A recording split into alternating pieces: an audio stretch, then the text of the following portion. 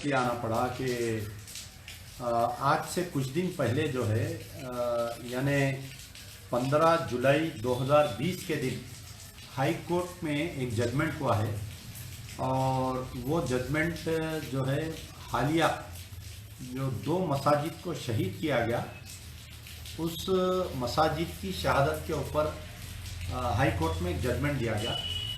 6 तारीख को stay vacate हुआ, 7 तारीख को मस्जिद शहीद की गई, 8 तारीख के दिन होम मिनिस्टर का बयान आया कि मलबा गिरने से कुछ हिस्सा शहीद हुआ और चीफ मिनिस्टर का ट्वीट आया कि हमसे गलती हो गई। असदुद्दीन ओवैसी ये बोले कि मैं चीफ मिनिस्टर के बयान का वेलकम करता हूँ। 9 तारीख के दिन जो है ऑल इंडिया मजलिस इत्तेहादुल मुस्लिमीन के साबिका राजिंदर नगर के कैंडिडेट जेडे जावेद एडवोकेट वक्फ बोर्ड के रुकन एक पिटीशन डाले उन्होंने हाई कोर्ट में और एक प्रेस कॉन्फ्रेंस भी किए थे। आप लोग देखे होंगे कि मैं असद साहब से बोला, मैं असद साहब से पूछा, ये पूरा उनका प्रेस कॉन्फ्रेंस में। जबकि मस्जिद शहीद हो गई, सबको मालूम है, टूट गई, वहाँ पर कुछ नहीं है, लेकिन इन्होंने एक पिटीशन डाले कि मस्जिद को बचाना है बोल के। उनका एक प्रेयर था कि अंदर मौजूदा सेक्रेटेरिएट में जितने मसाजिद है उसको बचाने के लिए। तो बाद में जो है पिटिशनर और एडवोकेट जनरल ये दोनों में माहिदा होता है कोर्ट में। आप देखिए, मैं अब जो जजमेंट पढ़ के सुना रहा हूँ कि कितनी गहरी साजिश हो रही है कि मुसलमान अदालत को भी ना जाए, इंसाफ ना पूछे बोल के। पहले तो क़यादत मिलके मस्जिद को शहीद करवा दी, अवाम को गुमराह करे, वक्फ बोर्ड चेयरमैन सलीम वो है, फलाना है बोल के पूरा आवाम का जहन वक्फ बोर्ड चेयरमैन सलीम के पीछे लगाने की कोशिश करे। फिर उसके बाद में मुस्लिम यूनाइटेड फ्रंट का बयान आया, हम एहतजाज करते। रहीमुद्दीन अंसारी चेयरमैन है, मुस्लिम सेक्रेटरी है बेचारे, कन्वेनर मुस्लिम यूनाइटेड। आप इधर बोल रहे हैं हम हुकूमत के खिलाफ है, हुकूमत मस्जिद तोड़ी बोल के आप एहतजाज कर रहे हैं, लेकिन आप अपनी चेयरमैन की कुर्सी पे चिपके हुए, आप रिजाइन नहीं दे रहे हैं। आप सबसे पहले चाहिए था कि रहीमुद्दीन अंसारी रिजाइन करना चाहिए था जैसा ही मस्जिद गिरी, लेकिन रहीमुद्दीन अंसारी रिजाइन नहीं कर रहे। मुस्लिम यूनाइटेड फ्रंट का एहतजाजन बयान, फिर all India Muslim personal law board में जो लोग मुस्लिम यूनाइटेड फ्रंट के लेटर हेड पे बयान दिए वही लोग all India Muslim personal law board के लेटर हेड पे बयान दिए कि हम एहतजाज कर रहे हैं। धीरे धीरे जो है मसले को अदालत में भी ले जाकर इस मसले को ऐसा कर दिए कि फिर ताकि मस्जिद उसी मुकाम पर नहीं बनना। अब आप, मैं ये जजमेंट पढ़ के सुना रहा हूँ, आप गौर से सुनिए कि heard both sides.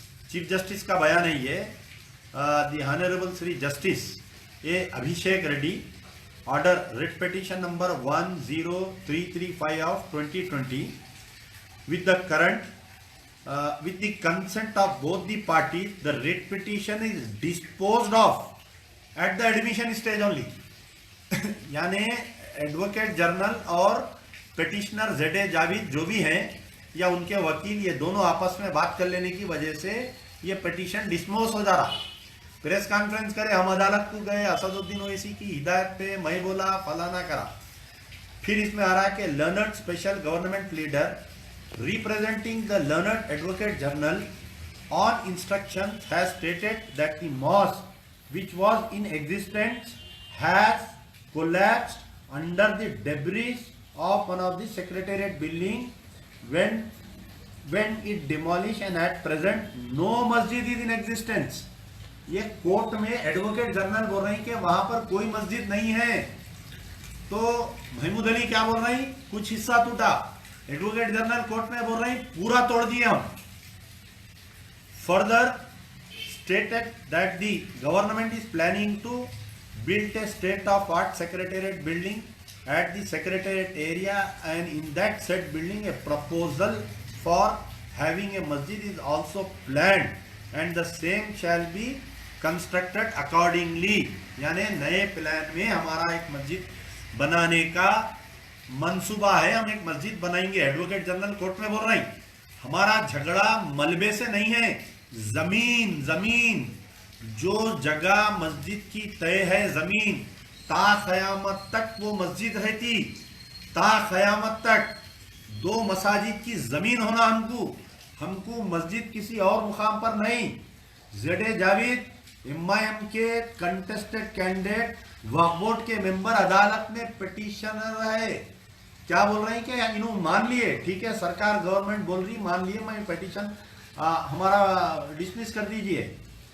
The learned counsel for the petitioner states that his client has expressed his satisfaction that a new mosque will be constructed within the secretariat complex and submits that the oral undertaking जबानी जमा खराज हो रहा है, यहाँ कोई return assurance नहीं है government का कि हम उसी मुकाम पर दोबारा 2 मस्जिदा बनाएंगे, हम बनाएंगे। इन्हों यकीन कर लिए। महमूद अली बोले मैं बना देता हूँ मस्जिद एक खाना, आज तक बन रही हो मस्जिद।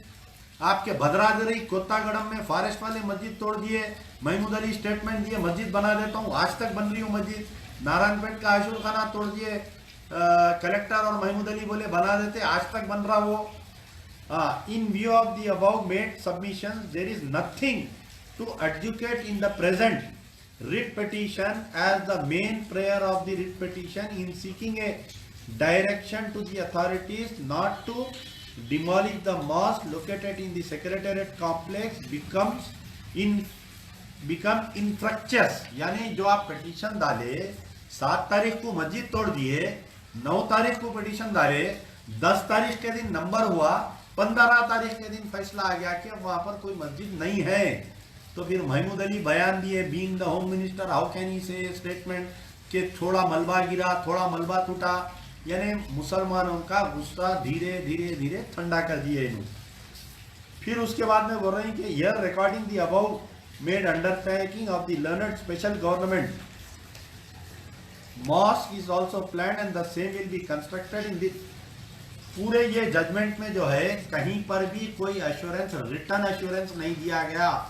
कैसा आवाम को बेवकूफ बनाया गया। देखिए आप कि अब कल के दिन अदालत में कोई पिटिशनर अगर जाएगा तो अदालत ये बोलेगा कि ये मसले पे ऑलरेडी फैसला हो गया। साजिश करके हुकूमत से मिलके सीएम की केसीआर की हिम्मत नहीं होती, उससे तोड़ दो कुछ भी नहीं होता बोल के मस्जिद उड़ा दिए। जल्दी से अदालत को भिजा दिए अपने पट्टे को, जाओ अदालत के भी दरवाजे बंद कर दो ताकि जो है कोई पिटिशनर जाके फिर पिटिशन डाला तो ये जजमेंट आता। इसके अंदर जो है कहीं भी उसी मुकाम पर मस्जिद बनाने का जिक्र नहीं है, 2 मस्जिद बनाने का जिक्र नहीं है। मस्जिद बनाएंगे, अब उन्होंने बनाते नहीं बनाते ठीक है, केसीआर साहब बना देते कहीं तो भी एक कोने में, एक सेक्रेटेरिएट में एक छोटी मस्जिद दे देते, लेकिन ये क्या होगा, ये मिसाल खड़ी हो जाएंगी। क्या मिसाल खड़ी हो जाएंगी कि मस्जिद को हटाने की तेलंगाना से शुरुआत होगी, पूरे कश्मीर से लेके कन्याकुमारी तक ये मिसाल फिरेंगी। और हम बारहा बोल रहे हैं कि भाई ये इनको पहचानो, ये रहजन को पहचानो। बाबरी मस्जिद गिरी 6 दिसंबर के दिन, हाँ कांग्रेस की गवर्नमेंट थी, हम एहतजाज करें तो लोग हैदराबाद में मुनाफिकीन बोलते थे हमसे कि भाई ये उत्तर प्रदेश का मसला है, आप कहीं को यहाँ पर एहतजाज कर रहे हैं।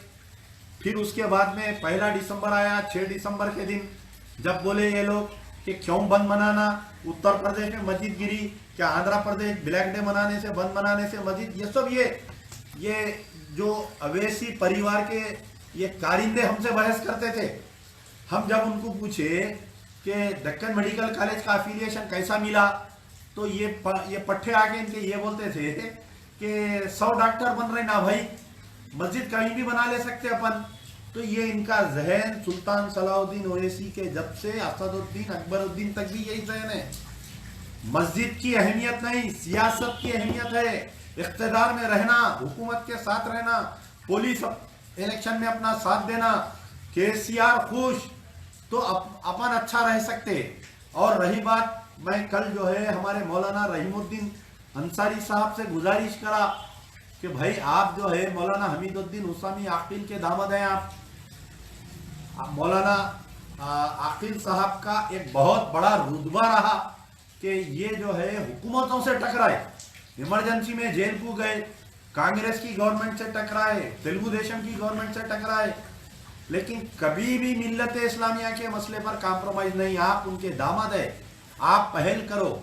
मैं आज भी आपसे ओपन वीडियो में गुजारिश कर रहा हूँ कि एक रहमुद्दीन अंसारी अगर इस्तीफा देंगे तो कल और दूसरे देंगे। टीआरएस के और मुस्लिम कायदीन तैयार है, छोटे मोटे कारपोरेटर डिप्टी मेयर बोल रहे हैं कि भाई हम भी रिजाइन करते, अब इस पार्टी में हमको रहना नहीं है। परसों हमारे एक टीआरएस के एक बहुत बड़े सीनियर लीडर खमर भाई बेहतरीन बयान दिए, रिजाइन कर देता हूं मैं पार्टी से बोले। तो मैं चाहता हूं कि ये जो जजमेंट आया है एक सोची समझी साजिश के तहत पिटिशनर कोर्ट में पिटीशन डालता है, उसके बाद में एडवोकेट जनरल से ओरल एश्योरेंस पे कॉम्प्रोमाइज हो जाता है और मस्जिद उसी मुकाम पर बनाने की कोई बात नहीं करता। वक्फ बोर्ड का रुकन है, मजलिस का कंटेस्टेड कैंडिडेट है जेडे जावेद की हिम्मत नहीं होती, जब तक असदुद्दीन ओवैसी नहीं बोले उसकी हिम्मत नहीं होती करने की। तो रहजन को पहचानो मुसलमानों, जब तक तुम अपने हुकूक के लिए नहीं लड़ेंगे मस्जिद वहां पर नहीं बनने वाली है। याद रखो, 2 मसाजिद की जगह कल जो है केटीआर को लेके असदुद्दीन ओवैसी ब्रिज का इनाग्रेशन करे। ऑलरेडी 2014 में बल्दिया इलेक्शन में 2016 में इसका इनाग्रेशन करे थे फिसल मंडे पे, फिर उसका दिलसू नगर पे कहीं एक इनाग्रेशन करे। उसका मकसद क्या था कि अवाम का मिजाज टेस्ट करे, आने वाले बल्दिया इलेक्शन में क्या पुराने शहर में मुसलमान ये 2 मसाजिद और आशूर खाने के लिए एहतजाज करते क्या। कल लेके फिरे केटीआर को बता दिए साहब देखो हम होल एंड सोल कंट्रैक्टर है, कोई मुसलमान कुछ नहीं पूछ रहा, मस्जिद तोड़ दो, आशूर खाना तोड़ दो, मंदिर तोड़ दो, हम हैं साहब सब बोल के।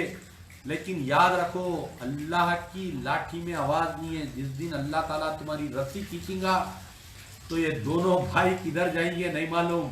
ये मस्जिदों और ये जितने इनका साथ दे रही, जो भी मुकाम पर है साथ दे रही ना इस मस्जिद के, उसमें दोज़ख की आग में जलेंगे। याद रखो अल्लाह ताला को सब बर्दाश्त, अपने घर को तोड़ने वाले का साथ देंगे। पीवी नरसिम्हा राव की लाश कुत्ते खाए, तुम्हारी लाश को सुअरा खाएंगे। याद रखो जितने लोग ये मस्जिद के शहादत में, जितने टीआरएस में मुस्लिम कायदीन है, अभी भी वक्त है एहतजाज करो। टीआरएस की रुकनियत जन्नत नहीं दिलाती। रोजे महशर अल्लाह से सामने रुस्वा मत हो, असदुद्दीन ओवैसी के बातों में मत आओ। तुम एहतजाज का झंडा बुलंद करो। तमाम मुस्लिम कायदीन टीआरएस के जितने एमएलए से, जितने एमएलसी से, जितने चेयरमैन से, मेयर डिप्टी मेयर, जितने मुसलमान चेयरमैन है, जितने ओहदों पे मेरी गुजारिश है कि ये आर्डर को देखो, ये मस्जिद के पेपरों को देखो। मस्जिद का गजेट निकला, अत्थर मोइन रिपोर्टर पूरी गजेट निकाल के डाले, रिपोर्ट पे बाज़ाब्ता लिखा हुआ है। ये मस्जिद का गजेट है मेरे भाई। मस्जिद की जमीन जो है तेलंगाना गवर्नमेंट की जमीन नहीं होती, वक्फ की जायदाद है। ये सलीम को गालियां देने से मस्जिद नहीं बनती असदुद्दीन, याद रखो। सलीम को गालियां देने से मस्जिद नहीं बनती। सीएम को गालियां दियो, जाके सीएम के घर पे दोनों भाई धरना बैठो, जभी उसी मुकाम पर 2 मस्जिद बनेंगे। वरना याद रखो एक बार अगर काम चालू हो जाएगा तो कहीं भी और कोने में लिख जाके। और ये साजिश हो रही है, कुछ दिन में जो है चीफ मिनिस्टर साहब सेक्रेटेरिएट में आएंगे, फिर से ये पूरे उलमा मशाइखीन जाएंगे, असदुद्दीन ओवैसी सीएम ने लेके जाके एक कोने में मस्जिद का संगे बुनियाद रख देंगे, एक कोने में मंदिर का रख देंगे। ये पूरे हवारी ढब्बा बजाते निकलेंगे, देखो भाई मस्जिद बना दिए, असद साहब मस्जिद बना दिए, देखो भाई असद साहब मस्जिद बना दिए। दिसंबर में बल्दिया इलेक्शन से पहले ये ड्रामा होने वाला है। हमको नहीं चाहिए आप और 10 मस्जिदा बनाओ, लेकिन ये 2 मस्जिद हाशमी, मस्जिद मोहम्मदिया दफातिर सेक्रेटेरिएट में जहां थी वहां पर मलबे का झगड़ा नहीं है, मलबा कहीं दूसरी जगह नहीं, ये मंदिर नहीं है, मूर्ति हटा दिए कहीं भी लगा दिए, वहां मंदिर नहीं, वो जमीन का झगड़ा। हम बाबरी मस्जिद के लिए इतने साल कहीं को लड़े, वो जमीन हमारी थी, वो मस्जिद की जमीन थी, ता कयामत तक वो मस्जिद की जमीन रह जाएंगी, कुछ भी मंदिर बना लें दो, लेकिन हमारे दिल में वो ता कयामत तक मस्जिद की जमीन रहेंगी। खुदारा तमाम उलमा मशाइखीन पूरे साइलेंट है, एक हफ्ते से कोई उलमा मशाइखीन का बयान नहीं आया। शुरू आया एक 2-4 उलमा मशाइखीन, हमारे मौलाना जाफर पाशा बोले मैं एहतजाज करूंगा, मैं निकलूंगा, मौलाना मुगनी साहब बोले, और हमारे हाफिज पीर शबीर अहमद साहब बोले। 10 दिन से पूरे साइलेंट है, पूरे खामोश है, कोई बयान नहीं दे रही। कल करना था ना भाई, पूरे निकल के एहतजाज करना। कल केटीआर पुराने शहर को फिर रहा था, क्यों नहीं करे बताइए? काली झंडी बताना था कि अल्लाह के घर के वास्ते नहीं कर सकते अपन, बोलिए आप क्यों नहीं करे बताइए? आप सबको मालूम था केटीआर आ रहा ओल्ड सिटी को बोल के, सब अपनी जगह खामोश थे, हिदायत नहीं मिली बोल के। खुदारा मेरी अल्लाह से दुआ है कि अल्लाह ताला इस मस्जिदों को दोबारा उसी मुकाम पर बनाए, ऐसे रहजनों से हमको होशियार करे। या जिंदा सोबत बात।